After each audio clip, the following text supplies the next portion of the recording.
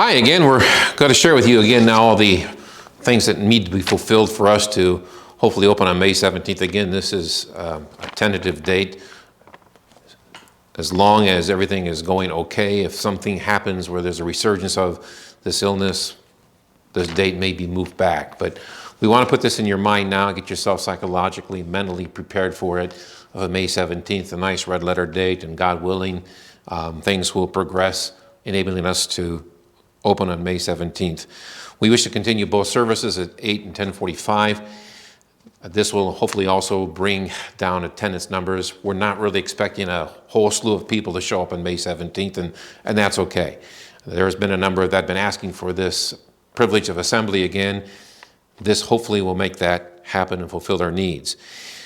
Some things that need to keep in mind is just because the shelter in place is off April 30th doesn't mean we can forget all safety guidelines. Things to remember as we worship here on May 17th are the following. We want to remind those, if anybody underlying risk health conditions, to stay at home and watch the services online. We will continue to do an online service. How that's going to look, we're not sure.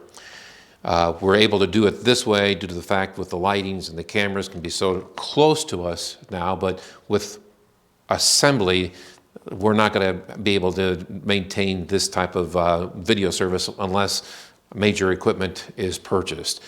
We'll try to run a service from A to Z, from the invocation to benediction, and not just the sermon. But we ask your patience with us as we work through this process. It'll be a learning process to work with the equipment we have, and we're investing in some equipment to make it a little bit better, but to really do a good job, we're probably going to need some more. We are not going to have Sunday school or Bible class here. We're going to keep our child care closed at this time. Even children's sermons will not be held, nor children's church. There will be no ushers and greeters. There's going to be elders like we've been doing here on Sunday mornings now. The doors are going to be open. We're going to limit all touch points in the church so that you just come in both doors. You won't have to open any. There will be no worship folders. Again, no contact between an usher and a worship folder handing to the attendee. You'll have to just basically watch everything on the screen as we continue to move forward to a time of safety. We want to make sure that you continue to sanitize your hands as you come in and as you leave the building. And this has been done by already those who have been coming in for communion, so you're in the habit. Again, we wish you to continue that habit. Those who have not come in for communion, please recognize that there's a cleaning station to the left when you enter, and it'll be on your right when you exit. So we want to make sure that we keep safety in mind. The bathrooms are going to be probably a little bit of an issue. Keep this in mind that when we do have these bathrooms, we're asking for restricted use of the bathrooms due to the fact it's very hard for us to clean after everyone attends there. So if you do use the bathrooms, make sure you sanitize very clean for yourself, for your own protection, and that you definitely sanitize on the way out. So restricted use of the baptism if possible. That would be wonderful if you could honor that. In the pews, we're going to have you just sit one family per pew. We're going to not take more than 50 on a service. And how we're going to ask you to do this is, those who have been working with communion, they've been signing up on our slots in that Google document. There will be an access to that Google document on our website for May 17th. We're just going to have you put your name in and how many people from your family will be attending with you so we can see the total number on the bottom. And if more services are needed to keep under 50, I'm going to do whatever I can to make that happen. We'll have a third one on Sunday if we need be. We want to just keep these things under 50, at least give you a sense of assembly, a sense of congregational worship, and yet stay within safety guidelines.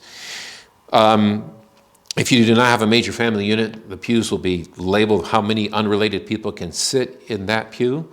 So you'll see tags like 3 or 4 unrelated. That means that's all you can have in there. You look for another pew. We want to maintain that 6 feet social distancing the best we can, even during worship. Which reminds me, as when you leave the sanctuary, you're going to have to come out on your own with the 6 feet distancing. Don't run out in the crowd. We'll probably have the elder usher you by pew, so you will not move until the usher says you're able to move, or the elder tells you to move so that you have that, he'll make that 6 feet distancing happen. And we cannot really have visitation happen in the narthex. There's just no room for that. So we wish to have all visitation done in the parking lot. So take your visitation outside. until things, again, settle down a little bit. And if it's raining, we just have to send you home. But at least you've got that chance to worship. The Marquarts have graciously volunteered to sanitize the sanctuary and clean it up between the two services. So we thank Jessica and Greg and their family for volunteering that the pews will all be wiped down. The communion rail will all be wiped down between the two services. So thank you for that, and they'll do the best at trying to keep those bathrooms sanitized as well. Passing the collection plate will not happen like it was when we had our last service on March 15th, not going to take place. It'll have the collection plate there as you bring in. The sacraments. At this time, we're going to go ahead and have you come to the rail, one family or one pew at a time, so we'll be spread out, and that there will be a wipe down taking place after each communion table.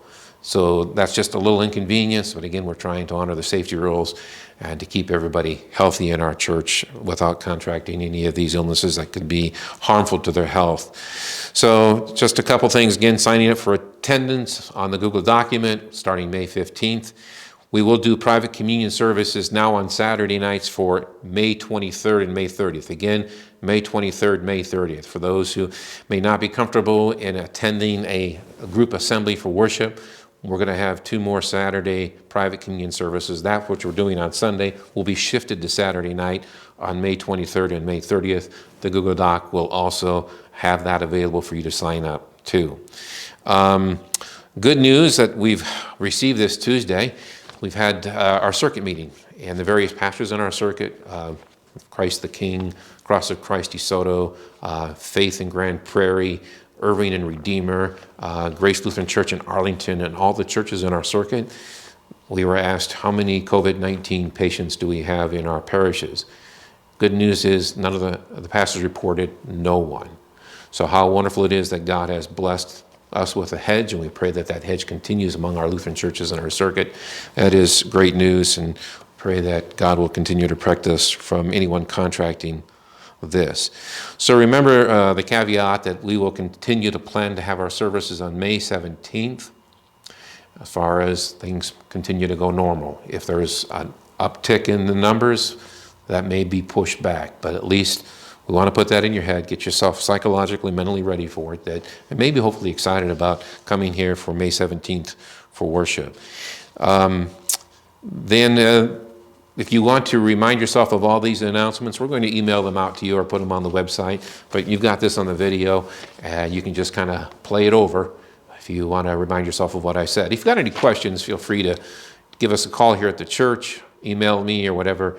If you think that we're overlooking something on safety reasons, please let us know.